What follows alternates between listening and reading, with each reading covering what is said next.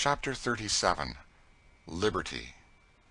No matter with what solemnities he may have been devoted upon the altar of slavery, the moment he touches the sacred soil of Britain, the altar and the god sink together in the dust, and he stands redeemed, regenerated, and disenthralled by the irresistible genius of universal emancipation.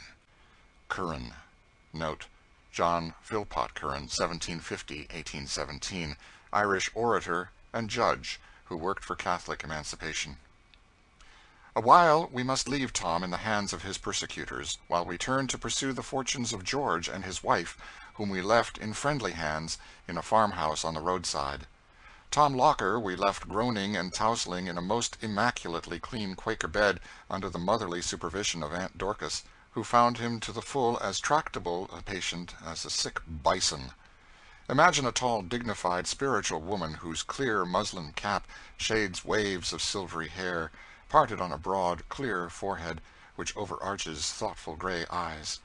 A snowy handkerchief of lissé crape is folded neatly across her bosom. Her glossy brown silk dress rustles peacefully as she glides up and down the chamber. "The devil!" says Tom Locker, giving a great throw to the bedclothes. "I must request thee, Thomas, not to use such language," says Aunt Dorcas, as she quietly rearranged the bed. "Well, I won't, Granny, if I can help it," says Tom. "But it is enough to make a fellow swear so cursedly hot." Dorcas removed a comforter from the bed, straightened the clothes again, and tucked them in till Tom looked something like a chrysalis, remarking as she did so, "I wish, friend, thee would leave off cursing and swearing, and think upon thy ways." "What the devil," said Tom, "should I think of them for? Last thing ever I want to think of, hang it all." And Tom flounced over, untucking and disarranging everything in a manner frightful to behold. "That fellow and gal are here, I suppose," said he, sullenly, after a pause. "They are so," said Dorcas. "They'd better be off up to the lake," said Tom. "The quicker the better." "Probably they will do so," said Aunt Dorcas, knitting peacefully. "And harkye," said Tom, "we've got correspondents in Sandusky that watch the boats for us. I don't care if I tell now. I hope they will get away, just to spite Marks, the cursed puppy. Damn him!" "Thomas!" said Dorcas. "I tell you, Granny, if you bottle a fellow up too tight, I shall split," said Tom. "But about the gal, tell him to dress her up some way so's to alter her. Her description's out in Sandusky." "We will attend to that matter," said Dorcas, with characteristic composure.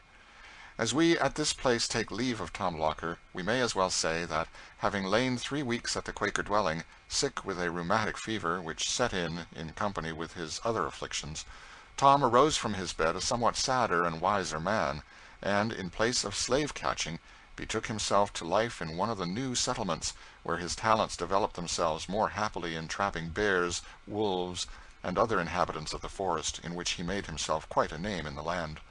Tom always spoke reverently of the Quakers. "Nice people," he would say.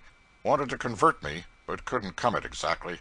But tell you what, stranger, they do fix up a sick fellow first rate, no mistake.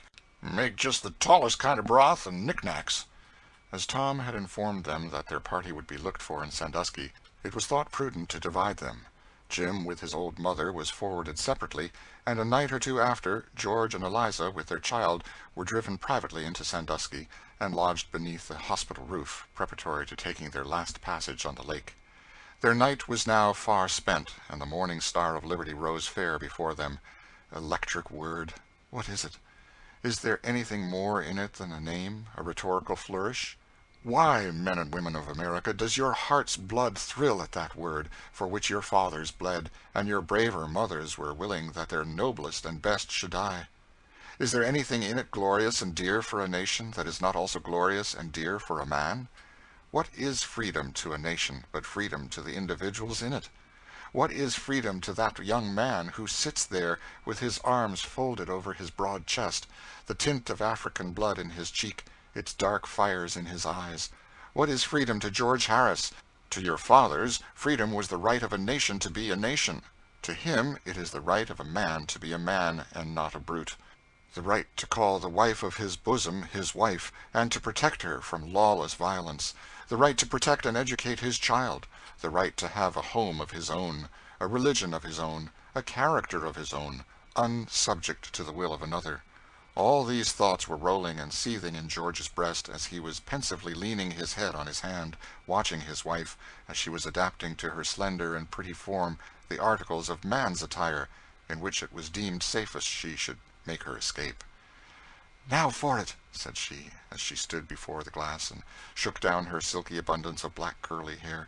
"I say, George, it's almost a pity, isn't it?" she said, as she held up some of it playfully. "Pity it's all got to come off."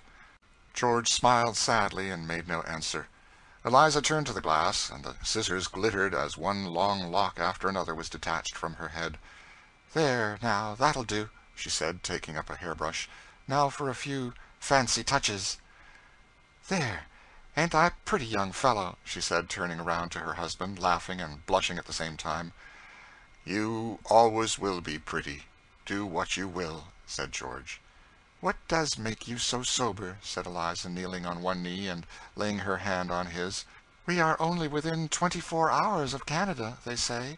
Only a day and a night on the lake, and then, oh, then—" "Oh, Eliza," said George, drawing her towards him, "that is it. Now my fate is all narrowing down to a point. To come so near, to be almost in sight, and then lose all, I should never live under it, Eliza." "Don't fear," said his wife hopefully. "The good Lord would not have brought us so far if he didn't mean to carry us through. I seem to feel him with us, George." "You are a blessed woman, Eliza," said George, clasping her with a convulsive grasp. "But, oh, tell me, can this great mercy be for us? Will these years and years of misery come to an end? Shall we be free?" "I am sure of it, George," said Eliza, looking upward, while tears of hope and enthusiasm shone on her long dark lashes. "I feel it in me that God is going to bring us out of bondage this very day." "I will believe you, Eliza," said George, rising suddenly up. "I will believe. Come, let's be off." "Well, indeed," said he, holding her off at arm's length and looking admiringly at her. "You are a pretty little fellow. That crop of little short curls is quite becoming. Put on your cap. So, a little to one side. I never saw you look quite so pretty. But it's almost time for the carriage. I wonder if Mrs. Smith has got Harry rigged." The door opened, and a respectable middle-aged woman entered, leading little Harry, dressed in girl's clothes. "What a pretty girl he makes," said Eliza, turning him around. "We call him Harriet, you see. Don't the names come nicely?" The child stood gravely regarding his mother in her new and strange attire, observing a profound silence, and occasionally drawing deep sighs and peeping at her from under his dark curls. "Does Harry know, Mamma?" said Eliza, stretching her hands toward him. The child clung shyly to the woman. "Come, Eliza, why do you try to coax him, when you know that he has got to be kept away from you?" "I know it's foolish," said Eliza, "yet I can't bear to have him turn away from me. But come, where's my cloak? Here, how is it men put on cloaks, George?" "You must wear it so," said her husband, throwing it over his shoulders.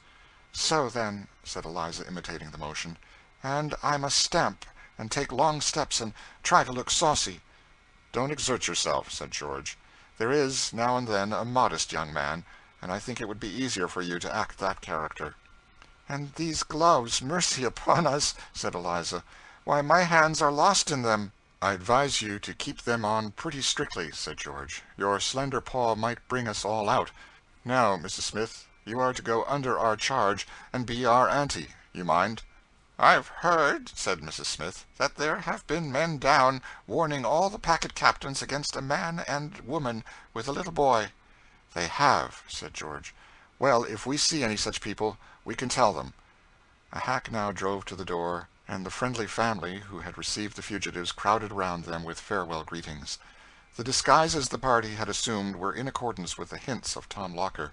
Mrs. Smith, a respectable woman from the settlement in Canada, whither they were fleeing, being fortunately about crossing the lake to return thither, had consented to appear as the aunt of little Harry, and in order to attach him to her he had been allowed to remain the last 2 days under her sole charge, and an extra amount of petting, jointed to an indefinite amount of seed cakes and candy, had cemented a very close attachment on the part of the young gentleman.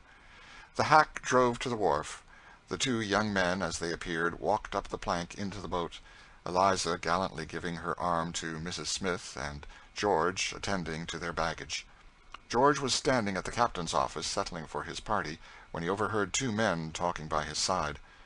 "I've watched every one that came on board," said one, "and I know they're not on this boat." The voice was that of the clerk of the boat. The speaker whom he addressed was our sometime friend Marks, who, with that valuable perseverance which characterized him, had come on to Sandusky, seeking whom he might devour. "You would scarcely know the woman from a white one," said Marks. "The man is a very light mulatto. He has a brand in one of his hands." The hand with which George was taking the tickets and change trembled a little, but he turned coolly round, fixed an unconcerned glance on the face of the speaker, and walked leisurely toward another part of the boat, where Eliza stood waiting for him. Mrs. Smith, with little Harry, sought the seclusion of the ladies' cabin, where the dark beauty of the supposed little girl drew many flattering comments from the passengers. George had the satisfaction, as the bell rang out its farewell peal, to see Marks walk down the plank to the shore, and drew a long sigh of relief when the boat had put a returnless distance between them. It was a superb day. The blue waves of Lake Erie danced, rippling and sparkling in the sunlight. A fresh breeze blew from the shore, and the lordly boat plowed her way right gallantly onward. Oh, what an untold world there is in one human heart! Who thought, as George walked calmly up and down the deck of the steamer, with his shy companion at his side, of all that was burning in his bosom? The mighty good that seemed approaching seemed too good, too fair, even to be a reality, and he felt a jealous dread, every moment of the day, that something would rise to snatch it from him. But the boat swept on, hours fleeted, and at last clear and full rose the blessed English shores, shores charmed by a mighty swell, with one touch to dissolve every incantation of slavery, no matter in what language pronounced, or by what national power confirmed. George and his wife stood arm in arm as the boat neared the small town of Amherstburg in Canada. His breath grew thick and short. A mist gathered before his eyes. He silently pressed the little hand that lay trembling on his arm. The bell rang. The boat stopped. Scarcely seeing what he did, he looked out his baggage and gathered his little party. The little company were landed on the shore. They stood still till the boat had cleared, and then, with tears and embracings, the husband and wife, with their wondering child in their arms, knelt down and lifted up their hearts to God. 'Twas something like the burst from death to life, from the grave's cerements to the robes of heaven, from sin's dominion and from passion's strife, to the pure freedom of a soul forgiven, where all the bonds of death and hell are riven, and mortal puts on immortality, when mercy's hand hath turned the golden key, and mercy's voice hath said, "Rejoice, thy soul is free." The little party were soon guided by Mrs. Smith to the hospitable abode of a good missionary, whom Christian charity has placed here as a shepherd to the outcast and wandering, who are constantly finding an asylum on this shore. Who can speak the blessedness of that first day of freedom? Is not the sense of liberty a higher and a finer one than any of the five? To move, speak, and breathe, go out and come in unwatched, and free from danger.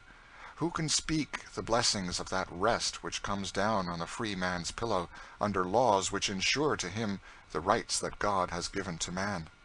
How fair and precious to that mother was that sleeping child's face, endeared by the memory of 1,000 dangers! How impossible was it to sleep in the exuberant possession of such blessedness! And yet these two had not 1 acre of ground, not a roof that they could call their own. They had spent their all to the last dollar. They had nothing more than the birds of the air or the flowers of the field. Yet they could not sleep for joy. Oh, ye who take freedom from man, with what words shall ye answer it to God?